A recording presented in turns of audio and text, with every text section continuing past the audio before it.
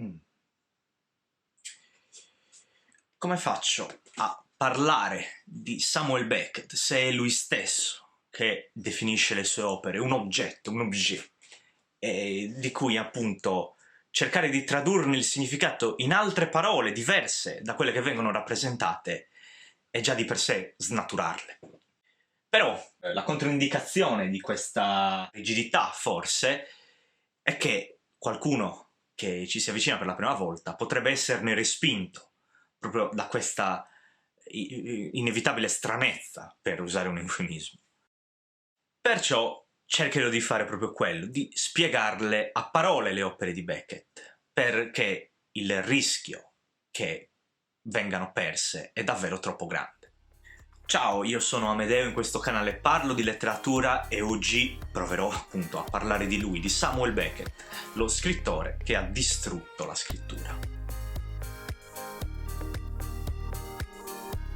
Parlerò nel particolare delle opere teatrali di Samuel Beckett. Sarebbe troppo facile racchiudere l'opera teatrale di Beckett nella definizione di teatro dell'assurdo, che è ormai una definizione scolastica, ma che ormai appiattisce Beckett in una tautologia, direi, sterile. Beckett fa teatro dell'assurdo, il teatro dell'assurdo è fatto da Beckett. Per questo vorrei metterla da parte, superarla, anche perché è facile cercare di razionalizzare la complessità del teatro di Samuel Beckett semplicemente liquidando la questione come si tratta di opere senza senso. In realtà la scrittura, il linguaggio di Beckett non è assurdo perché sfugge il senso, ma perché lo affronta.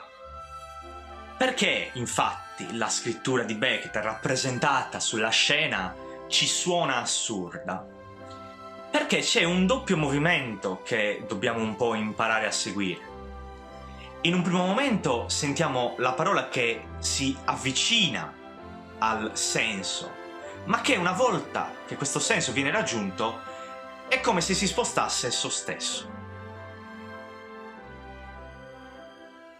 L'esempio, il primo esempio, quello più emblematico che si può fare, è certamente il classico Waiting for Godot, aspettando Godot. E per favore, non accomodatevi in delle spiegazioni confortevoli e confortanti, forse, come quelle che si sentono, non muoiono mai, quali per esempio sostenere che Godot sia l'abbreviazione o l'astorpiamento della parola Dio, God, e che i due protagonisti aspettino Godot come aspettano Dio. Dio non arriva perché Dio è morto. Tutto a posto, allora non c'è niente di cui dubitare, anche se comunque Dio è morto, è comunque possibile razionalizzare la sua assenza. No, la figura di Godot non si può appiattire né a Dio né a niente. È qualcuno, qualcosa che viene aspettato e non arriva, perché il tema stesso della rappresentazione è l'attesa, cioè la rappresentazione di un'azione che non è un'azione. Com'è che ci si presenta, infatti, Waiting for Godot, aspettando Godot? È un dramma in due atti ripetuti e, se non uguali, paurosamente simili. Quindi, vedete, la ricerca di un senso è un senso che sfugge. La parola come azione incapace di attaccarsi all'azione stessa. Però Waiting for Godot è solamente l'inizio dell'indagine di Beckett nella sua ricerca della distruzione del senso delle parole. Cosa succede infatti quando la parola, dal rivolgersi a se stessa, si rivolge a chi la enuncia, al soggetto dell'atto locutorio? È il tema, se vogliamo, di un altro dramma di Beckett, L'ultimo nastro di Crap. Anche nell'ultimo nastro di Krapp è presente una ripetizione, sebbene sia un dramma ad atto unico. La ripetizione però semplicemente viene sovrapposta e intrecciata con se stessa. Quello che noi vediamo in scena è infatti un uomo alla fine della sua vita che riascolta un nastro proveniente dal suo passato. 39 today, sound as a bell. Apart from my old weakness, and intellectually I have now every reason to suspect at the crest of the wave. Innanzitutto è un'innovazione di Samuel Beckett l'utilizzo di un nastro magnetico in scena. Non sia strana l'utilità della tecnologia nell'arte teatrale, è sempre stato così. Ma a cosa serve la registrazione? La registrazione porta in scena la voce come azione stessa. Per tutta la durata della rappresentazione scenica l'attore deve quasi solamente fare questo, cioè ascoltare la sua stessa registrazione. A cosa stiamo assistendo? Stiamo assistendo ad un soggetto che interroga se stesso rivolgendosi al passato e non appena questo passato riemerge nel presente è il presente stesso ad essersi già spostato. Just been listening to that stupid bastard I took myself for 30 years ago. Hard to believe I was ever as bad as that. The voice, Jesus. Thank God that's all over and done with anyway. Perché allora leggere Samuel Beckett?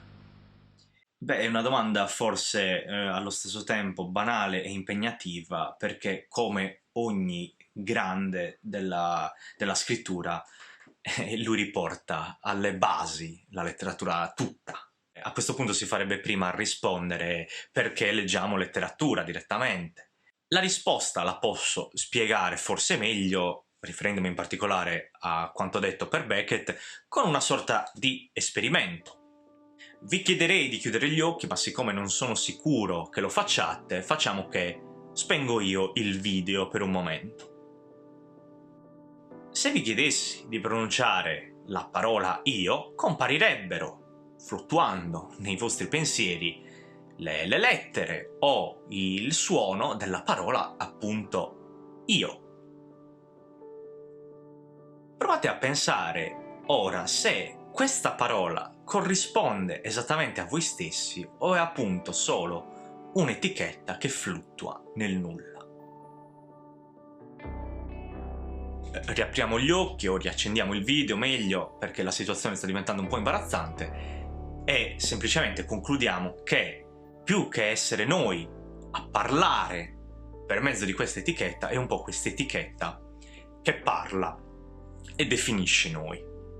Ed è così che spiego il motivo del perché leggere Samuel Beckett. Perché allora ognuno la pensa come vuole su cosa è che forma la propria persona, ma come ho spiegato, per me leggere questi testi è trovare il motivo dell'esistenza, cioè non è l'essere umano che inventa la letteratura, ma è la letteratura che inventa l'essere umano. E questo in Beckett risuona con forza. Io non ho detto tutto, perché dire tutto di Samuel Beckett in pochi minuti è un'impresa veramente non possibile, e comunque sicuramente ci tornerò in futuro perché questo è un autore di quelli veramente inesauribili. E per il resto, se vi interessano video di questo tipo, iscrivetevi al canale, fatemi sapere che il video vi è piaciuto lasciando un mi piace, condividetelo tra le persone che sono interessate come voi alla letteratura. Io vi saluto e a presto.